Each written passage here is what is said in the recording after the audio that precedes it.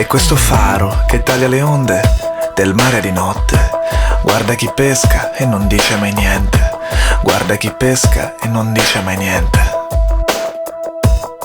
E questo faro che la notte gira, la luna mi spia. Divento parte di una litografia appeso su un muro, ora sono al sicuro. C'è. E resto solo lo sguardo un po' basso. Guardo i miei piedi, le scarpe un po' vecchie di pioggia.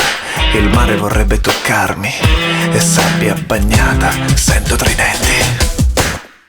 È come il tempo che mi fa invecchiare, non so cosa dire, come la ruggine su di un motore, non lo fa partire, come il vento che gli alberi fa spogliare, tutto regolare, come la pioggia se c'è il sole.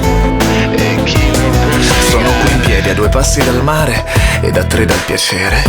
Ti vedo sdraiata su un telo nel buio. Forse aspetti qualcuno, o forse è solo il destino. Mi avvicino, la lingua tra i denti e i piedi tra la sabbia. Camminando calpesto un castello, ma neanche mi accorgo. E continuo da te.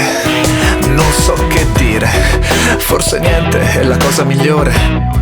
E ad un tratto un diverso calore mi prende la mano, mi sento un po' strano, ma il pensiero mi piace e mi rende felice l'idea di vedere la mia vita in un cinemascope.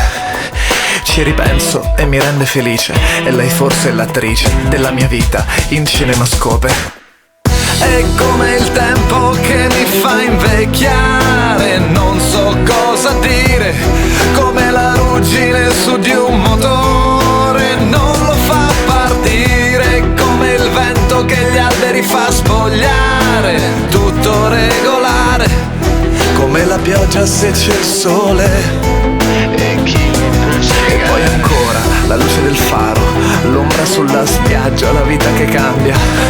E poi ancora il faro che gira, la litografia, le scarpe un po' vecchie di pioggia, il telo nel buio, la lingua tra i denti, il castello di sabbia tra i piedi. La barca che pesca e non dice mai niente. La barca che pesca e non dice mai niente. E l'idea di vedere la mia vita in un cinemascope. Ci ripenso e mi rende felice, e lei forse è l'attrice della mia vita in cinemascope. Ecco